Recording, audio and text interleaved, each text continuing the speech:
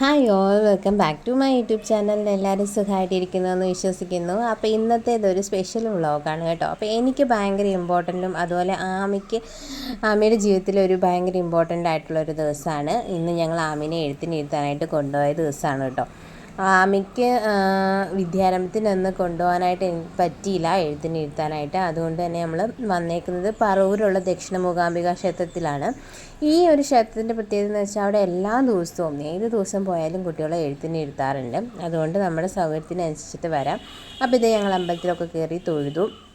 അധികം ഉൾഭാഗങ്ങളൊന്നും വീഡിയോ എടുക്കാൻ പറ്റില്ല കേട്ടോ. അത് കാരണം കൊണ്ട് ഇൻക്ലൂഡ് ചെയ്തിട്ടില്ല. എടുക്കാൻ പറ്റിയ സ്ഥലമൊക്കെ എടുത്തിട്ടുണ്ട്. അപ്പോൾ എഴുത്തിനിരുത്താനുള്ള സാധനങ്ങളൊക്കെ വാങ്ങി ചീട്ടൊക്കെ എഴുതി ഇത് എഴുത്തിനിരുത്തി കേട്ടോ. കുറച്ച് പിള്ളേർ ഉണ്ടായിരുന്നു എഴുത്തിനിരുത്താനൊക്കെ. പക്ഷെ നമ്മൾ നേരത്തെ പോയിട്ടുള്ളത് കൊണ്ട് തന്നെ നമുക്ക് ആദ്യം തന്നെ കയറാനായിട്ട് പറ്റി. അങ്ങനെ നാവിൽ ഹരിശ്രീയൊക്കെ എഴുതി ശേഷം നമ്മൾ അരിയിലും ഹരിശ്രീയൊക്കെ എഴുതുന്നുണ്ട്. അവൾ നല്ലതായിട്ട് കോപ്പറേറ്റ് ചെയ്തു കേട്ടോ. വഴക്കുണ്ടാക്കുകയോ കരയോ ഒന്നും തന്നെ ചെയ്തിട്ടുണ്ടായിരുന്നില്ല, കോപ്പറേറ്റ് ചെയ്തിട്ടുണ്ടായിരുന്നു. പിന്നെ എനിക്ക് ഭയങ്കര ഒരു ആഗ്രഹമായിരുന്നു ആമിയുടെ ജീവിതത്തിലെ ഇമ്പോർട്ടൻ്റ് ആയിട്ടുള്ള എന്തെങ്കിലും ഒരു കാര്യം ഞാൻ തന്നെ ചെയ്യണമെന്ന്.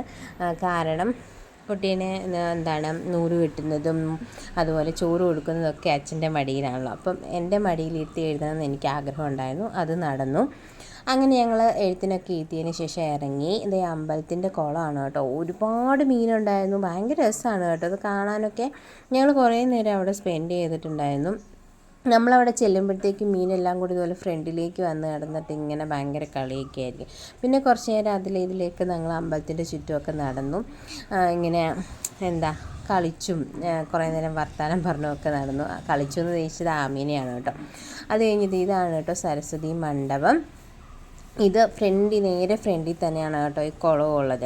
അത് കഴിഞ്ഞ് സരസ്വതി മണ്ഡപത്തിലൊക്കെ നടന്ന് ആമി ഭയങ്കര ഡാൻസും കാര്യങ്ങളൊക്കെ ആയിരുന്നു. അവൾക്ക് ഭയങ്കര ഇഷ്ടമാണല്ലോ. കുട്ടികൾക്ക് പൊതുവേ അങ്ങനെയാണ്. നമ്മുടെ വീടിന് പുറത്തിറങ്ങുന്നതും അതുപോലെ അവർക്ക് കുറേ ഓടി നടന്ന് കളിക്കാൻ കുറച്ച് സ്ഥലം കിട്ടുക എന്ന് പറഞ്ഞാൽ അവർ ഭയങ്കര ഹാപ്പിയാണ്. അതുപോലെ തന്നെയാണ് ആമി. അവൾക്ക് ഇങ്ങനെ ഓടി നടക്കണം കളിക്കാനൊക്കെ ഭയങ്കര ഇഷ്ടമാണ് കേട്ടോ. അതിൻ്റെ ഇടയിൽ വീഴുന്നൊക്കെ ഉണ്ട്, അതൊക്കെ സ്വാഭാവികമല്ലേ അല്ലേ. ഇതാണ് നമ്മൾ എഴുത്തിനിരുത്തിയിരുന്ന മണ്ഡപം കേട്ടോ. അപ്പം അങ്ങനെ അകത്ത് കയറി കാണിക്കാൻ പറ്റാത്തതുകൊണ്ടാണ് നമ്മൾ പുറത്തുനിന്ന് കാണിക്കുന്നത്. അപ്പം അതൊക്കെ കഴിഞ്ഞിട്ട് അവിടുന്ന് ഞങ്ങൾ ഇറങ്ങിയിട്ട് തൊട്ടടുത്ത് തന്നെയാണ് കേട്ടോ, കുറച്ച് ദൂരമുള്ളൂ കൊടുങ്ങല്ലൂർ ക്ഷേത്രത്തിലേക്ക്. അപ്പോൾ അവിടെ ഞങ്ങളിതുവരെ പോയിട്ടില്ല.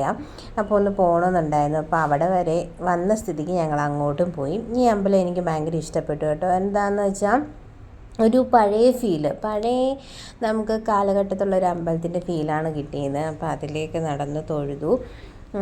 പിന്നെ അവിടുത്തെ ദേവിയുടെ പ്രതിഷ്ഠ കാണാൻ തന്നെ ഒരു പ്രത്യേകത എനിക്ക് ഫീൽ ചെയ്തു കേട്ടോ. അപ്പം തൊഴുതു. അത് കഴിഞ്ഞ് വീഡിയോസൊന്നും അകത്തെടുത്തിട്ടില്ല, പുറത്തെടുത്തു, ഇറങ്ങി. അത് കഴിഞ്ഞ് ഞങ്ങൾ ഫുഡ് കഴിച്ചു കേട്ടോ. മസാല ദോശയാണ് കഴിച്ചത്. നല്ല മസാല ദോശയായിരുന്നു കേട്ടോ.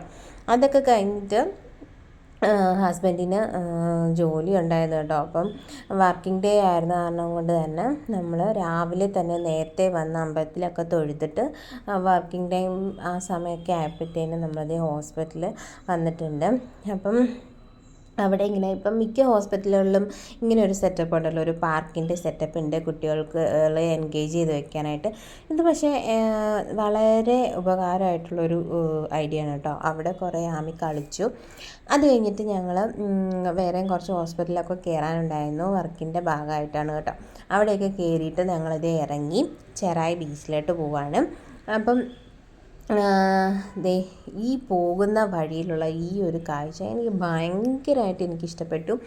രണ്ട് സൈഡിലും വെള്ളവും നടുക്ക് റോഡുമായിട്ട് എനിക്ക് എന്തോ ഭയങ്കരമായിട്ട് ഇഷ്ടപ്പെട്ടു കേട്ടോ. അങ്ങനെ ഞങ്ങളത് ചെറായി ബീച്ചിലെത്തിയിട്ടുണ്ട്.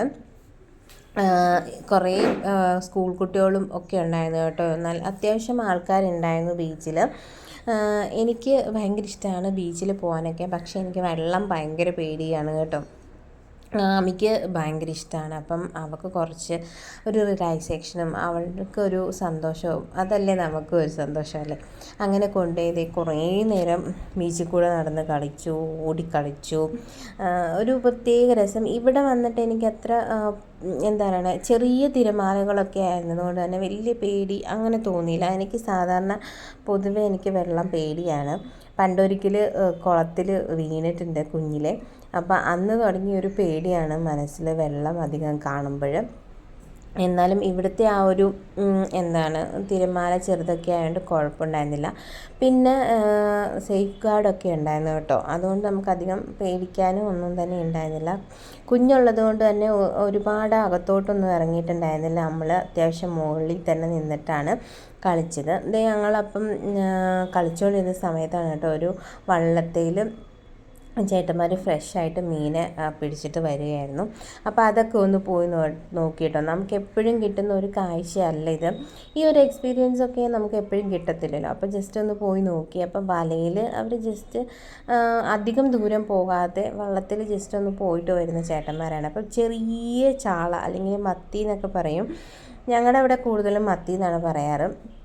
അപ്പോൾ ചെറിയ മത്തിയാണ് കേട്ടോ ഉള്ളത്. അപ്പോൾ അവരത് എടുക്കുന്നതും വലയിൽ നിന്ന് പെറുക്കിയിടുന്നതും അതൊക്കെ എനിക്ക് പുതിയ കാഴ്ചകളാണ്. എപ്പോഴും അങ്ങനെ കാണാനൊന്നുമില്ല. എൻ്റെ നാട് ഇടുക്കി ആയതുകൊണ്ട് തന്നെ അവിടെ കടൽ പോലും ഇല്ലല്ലോ. അപ്പോൾ നമുക്കിതൊന്നും അങ്ങനെ കാണാൻ കിട്ടാറില്ല.